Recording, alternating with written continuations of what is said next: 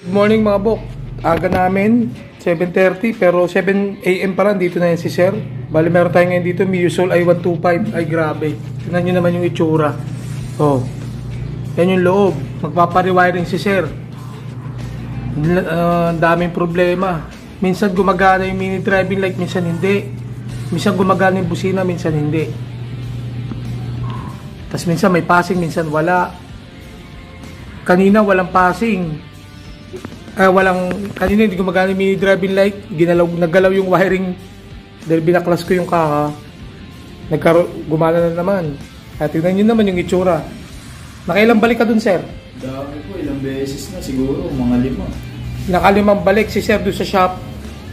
Dahil nga bayad ng bayad si Sir. 500 na 500 kada gawa. Ito naman yung gawa. Nagpalit pa si Sir ng battery. Nag-Amaron pa siya. Kala niya battery lang kaya naggaganon yung mini driving light tsaka busina. Pero ganun pa rin. Nawawala pa rin. Grabe itong mga bok. Tatanggalin natin lahat yan. Yung install pa ng hazard. Tignan nyo naman. Nahuhugot. Oh. Yun, nahuhugot oh. Malaking butas. Malaking butas. Grabe. Kawawa naman yung mga customer pag ganyan yung mga gumagawa. May relay pa doon sa likod oh, mga buko. Yan oh, merong relay doon.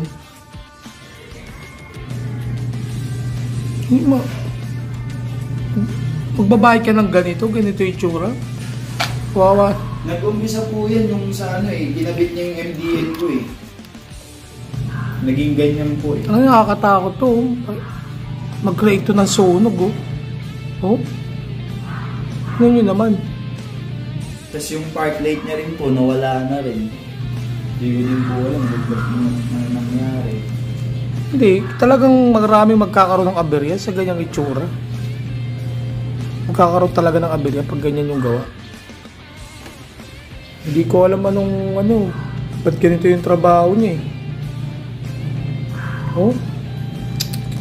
Baklasin pa natin mga bok para mas makita natin. Oh, tingnan niyo yung itsura. Yan, baklas na lahat, 'di ba? Oh. Tingnan niyo. Ganyan yung ginawa nung gumawa sa motor ni Sir. Nakalimang balik si Sir, nakalimang gawa, kada gawa daw.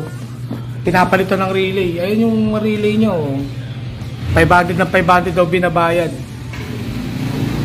Ay, may mga dami pang naka-open, live wire. Ayun oh.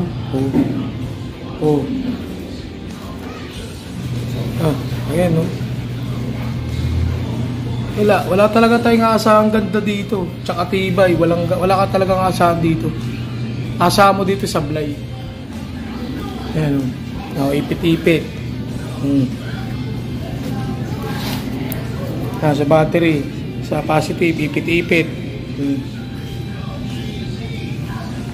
Ayusin natin to.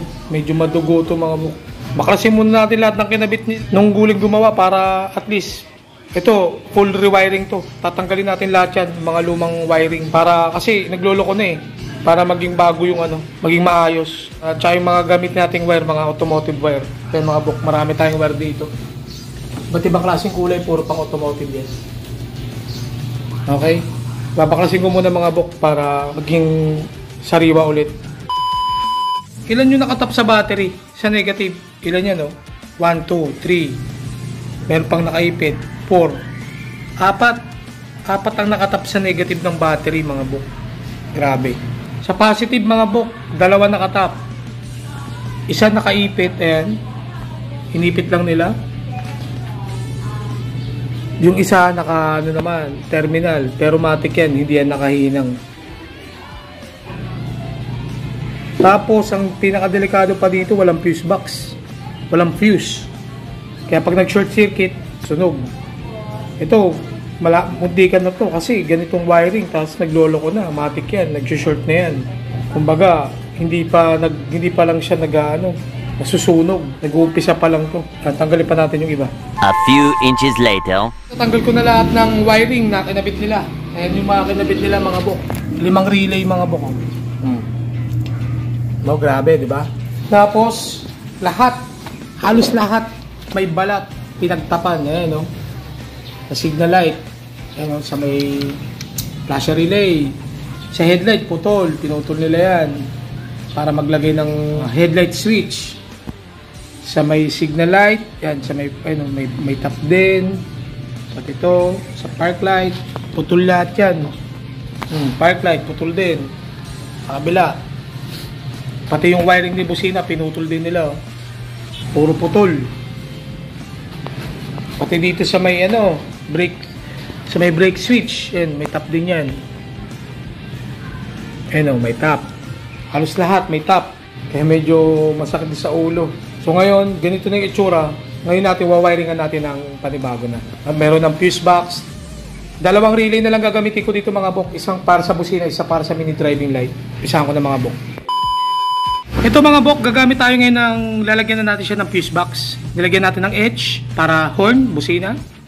MD for mini driving light. Tapos, hininang na natin yan mga bok. Nakahinang yan eh. Nakikita nyo yung connection, nakahinang yan. Nakahinang. Lahat ng connection dito na gagawin ko, hihinangin natin yan. Pero hindi ko na ipapakita yung iba. Ito lang pinakita ko. Pero lahat yan, hihinangin natin yan. Wala akong iiwan na hindi nakahinang. Para wala tayong maging suspect ng loose connection. Lahat intact. Ganyan tayo mag-wiring dito mga bok. The next day. So mga bok, finished product na tayo. Ayan, yan na yung tsura ng wiring natin. Napakalayo na nung sa unang gawa. Napakalinis na nung ibabaw mga bok. Wala nang nakatumpok dito. Ito na yung mga tinanggal natin mga bok. Yan, dami niyan. Ito na yung gawa natin mga bok.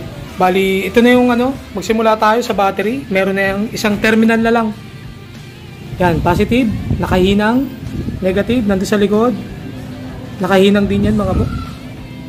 Yung positive, pinasok natin dito sa insulator para safety rin siya mga bok.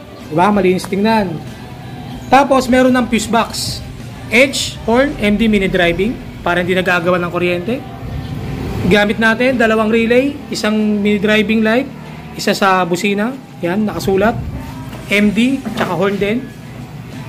Tapos dito natin nilagay yung balas para wala siyang sagabal sa ilalim mga bok. Nakahinang bawat connection yan mga bok. Ginawa natin kung saan yung wiring ni Yamaha, doon natin tinabi yung wiring natin para malinis tingnan siya mga bok. Tapos lahat ng mga binalatan, pinutol, inayos natin. Nagmula dito, inayos natin yan dito sa may flasher relay. Yan dito sa headlight, dinugtong na natin yan. Pati na sa may park light, kabilaan, kaliwa kanan. Inayos na rin natin yan. Ito mga bok. Overall mga bok, maayos na. Walang salabat na wiring dyan mga bok. Inayos natin lahat yan.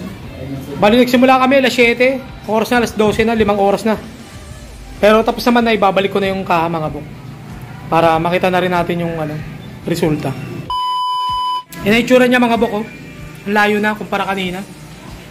Malinis na yung babaw. Sara ko muna mga bok. Finished product na. Tapos na nating wiring nga. Nabalik na natin lahat. Ito na yung function niya. Low niya white. Tapos high niya pinagsamang puti tsaka dilaw. Tapos busina na may passing, may combo lights.